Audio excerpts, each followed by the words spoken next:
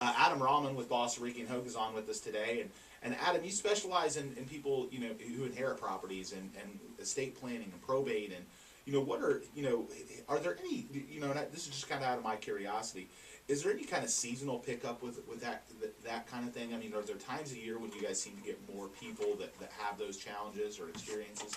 Well, when it comes, excuse me, when it comes to probate, people pass away at different times, and unfortunately, it seems like people pass away during the holidays. So as we get near a holiday, the death rate tends to go up. Pinellas County Clerk's office gets backed up a little bit. They've been known to run as much as a month behind just trying to process the paperwork that comes in. But ongoing situations, whenever someone goes to sell a house, I'll get a telephone call from either a realtor or from a child who's inheriting a house wanting to sell it, and the house has to go through probate.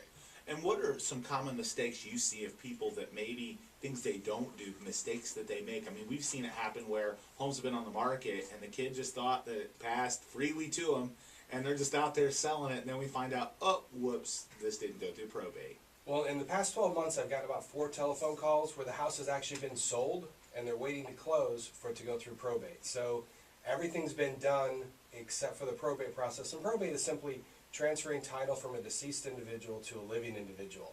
And although we do have homestead in Florida, which is provided by the Constitution, which does take the house as a creditor-protected asset and passes it from parents to children, we still have to go through probate in order to transfer the title so the children can sell the house later.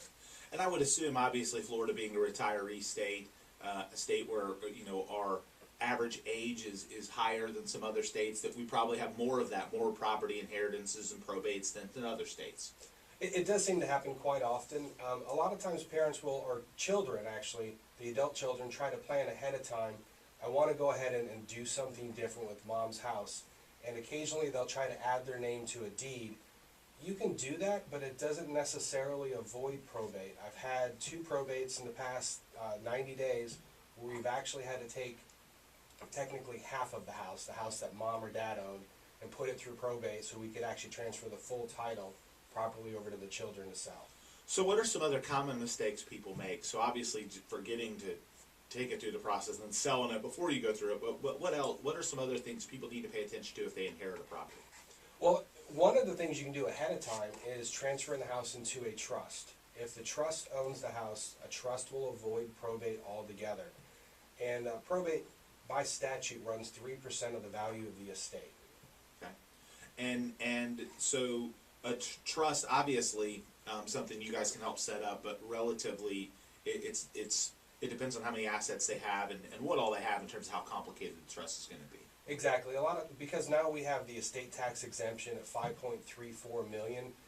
We don't have to do a lot of complicated estate planning. So even people with a smaller estate, if you're simply looking to avoid the probate process altogether, having a trust is going to help do that. So someone that's elderly that owns a property out there, it's something they should set up now so that their heirs don't have as many challenges to go through when they happen to pass. Absolutely, because probate is a public process, so people can pull up the will, they can pull up the death certificate and the rest of the information associated with the probate.